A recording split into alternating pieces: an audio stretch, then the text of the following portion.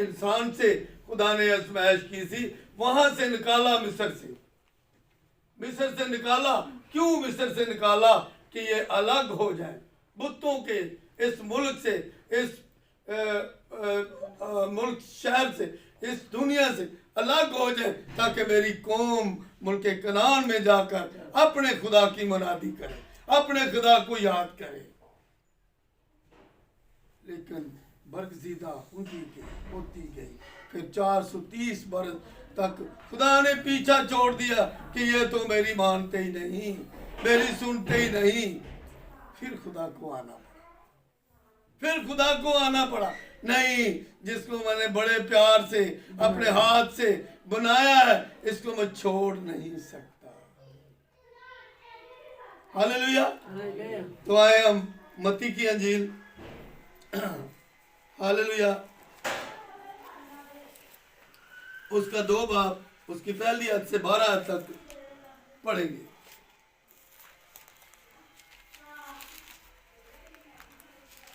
मत्ती 2 बाब 12 पहली आयत तो 12।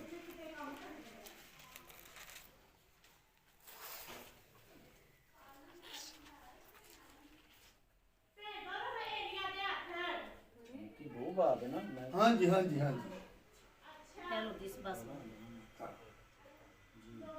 पहली तो 12 पढ़े।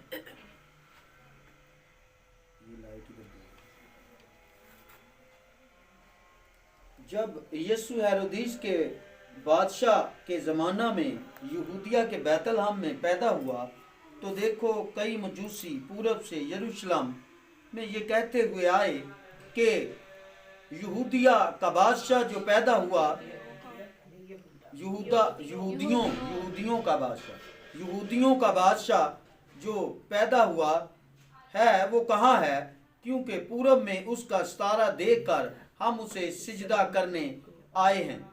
ये सुनकर हेरोदिस बादशाह और उसके साथ यरूशलेम के सब लोग घबरा गए, और उसने कौम के सब सरदार, कहनों और फकीरों को जमा करके उनसे पूछा कि मसीह की पैदाइश कहाँ होनी चाहिए। उन्होंने उससे कहा, यहूदिया के बैतलहम में, क्योंकि नबी की मार्फत यूं लिखा गया है कि ए बैतलहम यहूदा के इलाके, तू यहूदा के हाकिमों में हरगिज सबसे छोटा नहीं, क्योंकि तुझ में से एक सरदार निकलेगा जो मेरी उम्मत इस्राएल की गलाबानी करेगा।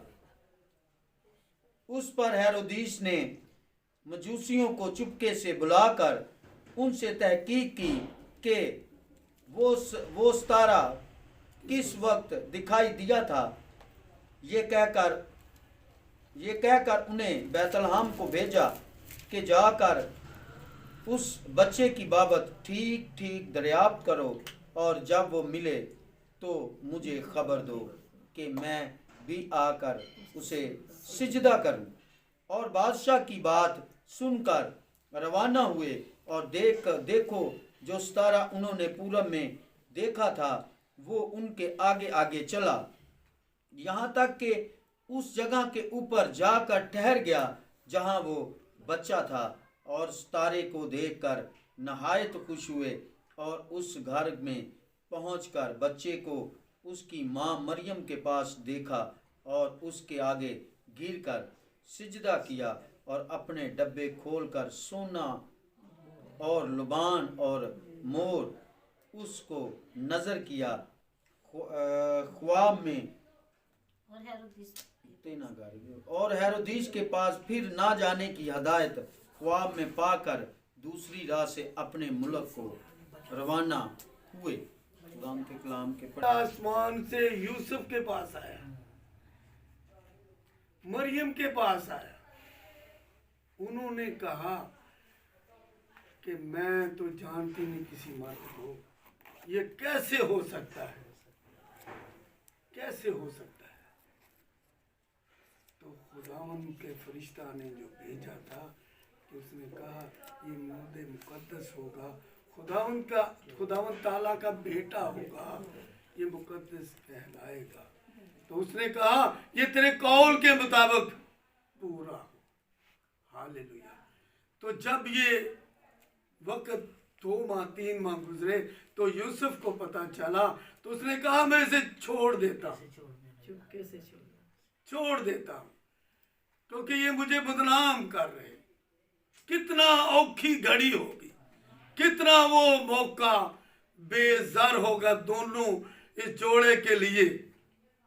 उसको कितनी बातें सहेलियां आस पास के लोग करते होंगे, लेकिन उसने अपने खुदा को जानते हुए उसे कबूल किया कि मेरे बाप ने मुझे ये फख्र, ये सफर बख्शा है। तो आज हम यकीन नहीं करते किसी बात का। जब खुदा हमसे हम कलाम होता है, हमें यकीन करना है। जैसे मरियम ने यकीन किया, जैसे यूसुफ ने यकीन किया, आज हमें भी यकीन करने की जरूरत है, ईमान लाने की जरूरत। ये सारी खुशियां तब भी पूरी होती है जब खुदा के कलाम पर हम अमल करें, यकीन करें, ईमान लाएं, बुरी ख्वाहिशें, बुरे ख्याल छोड़ दें, लालच, गुनाह, बदकारी छोड़ दें। हालेलुया। हालेलुया। तो मेरे खुदा ने वो चरनी कबूल की जहां डंगरों की को, वहां थोड़ा सा आगे पढ़े तो वहां लिखा है कि वो ऐसा वक्त आएगा, एक गाय और 2 बकरियां पालने की इजाजत होगी।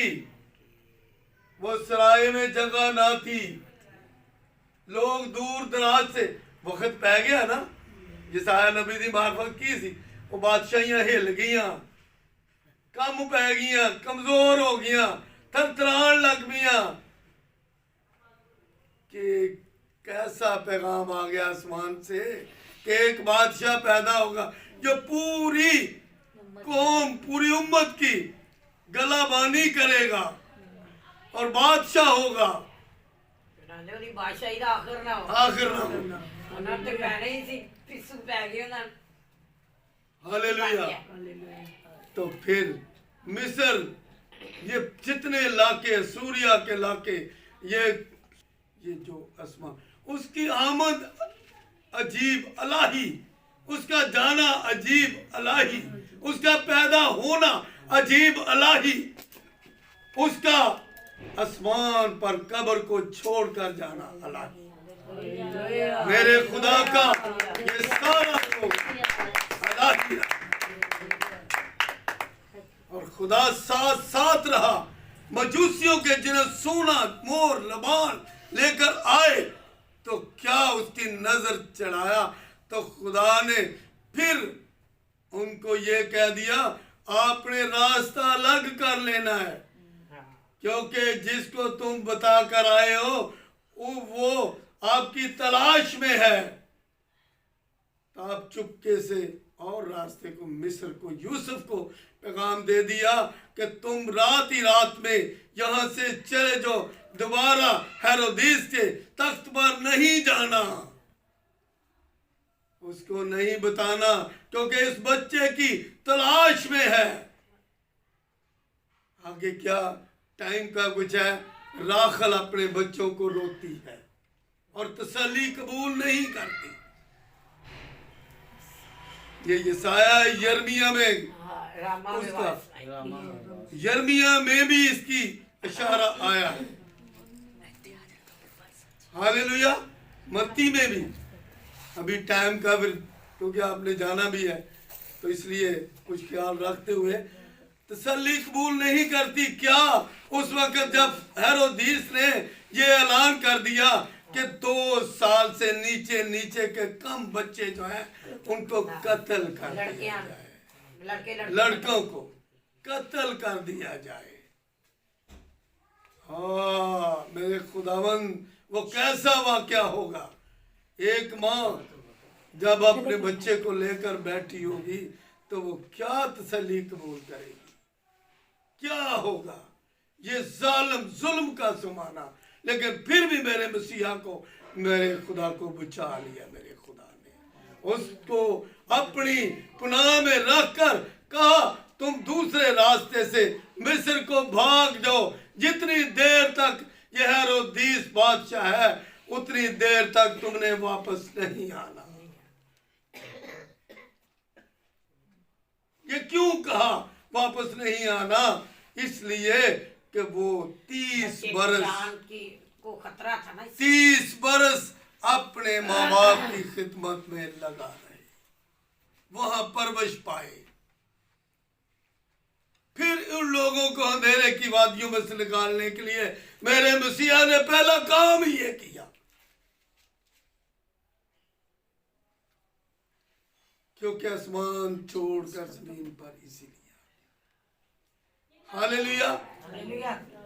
आप सबको और मुझे इस कलाम से खुदा बरकत दे।